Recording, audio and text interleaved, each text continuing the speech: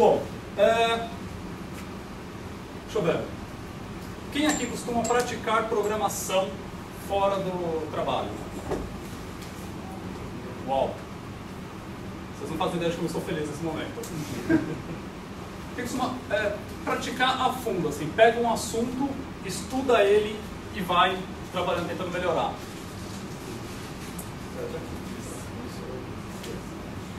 Mas é mais raro da gente fazer, né? Bom, eu fiz um treinamento que chama Artful Making, do Lee Devin. Esse treinamento mudou minha vida. Então, na conversa rápida passada eu falei dele, vou falar de novo de outra coisa aqui.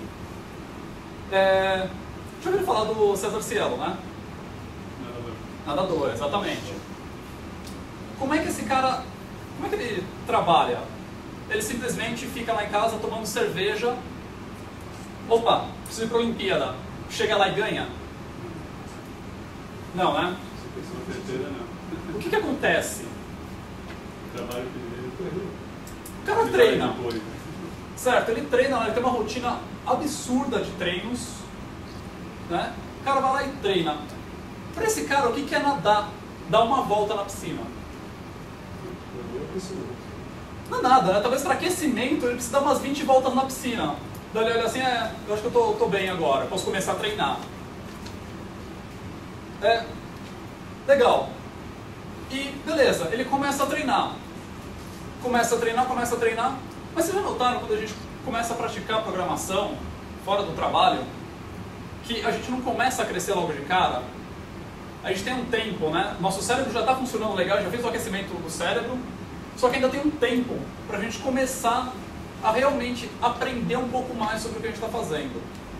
Então, no caso do Cielo, sei lá, se ele nadar a 21ª volta, bom, foi um pouquinho mais do que um aquecimento. O cara tem que continuar nadando lá, até, sei lá, umas 50 voltas na piscina.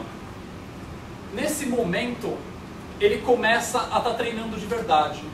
Nesse momento, ele começa a realmente estar melhorando o condicionamento físico dele, por exemplo. Só que ele demorou 50 voltas. Esse período, para ele chegar na volta número 50, né, a volta número 50 é o que seria chamado de edge para ele, né? É o limite dele. Então ele vai lá e nada a volta número 51. Ou seja, ele passou do limite dele, então ele melhorou um pouquinho o limite. Nada a 52. E ele vai melhorando, e ele vai fazendo isso. A gente tem feito isso com programação, que a gente chega treinando até um ponto que a gente está cansado, não exausto. Se você está exausto, você já está completamente queimado, já era, você não tem mais como treinar. Mas se você está lá, você está cansado, né, você já passou, já programou muito, e é naquele momento que você começa. Vocês já sentiram isso? Eu senti isso no dojo passado. A gente estava com uma linguagem de programação nova, e daí teve um momento assim que eu notei, nossa, eu estou aprendendo coisas. E, não sei, nos outros dojos eu não tinha sentido, então esse foi especial por causa disso para mim. Pô, eu estou aprendendo um pouco. O que aconteceu? Eu cheguei nesse meu limite. Meu limite de conhecimento, o meu limite de tempo que eu consigo ficar sentado numa cadeira, seja lá qual for o limite, mas eu cheguei e eu passei um pouco. Então, naquele momento eu me tornei um programador um pouco melhor. Um pouco quanto? É quase nada. Né? No caso do César Cielo, se ele nadar 51 voltas, cara, ele melhorou 1/1000 de bilionésimo de segundo. Para ele isso faz muita diferença, né? Ele é um esportista de alta performance. Eu sou um programador, tipo, nem as competições, na época que eu competia, o Luiz é testemunha, cara, a gente nunca foi longe. Né? Mesmo treinando, a gente nunca foi muito longe. Mas a ideia desse conceito você tem que saber qual é o seu limite. E não é saber o seu limite para, não, eu vou até aqui eu paro.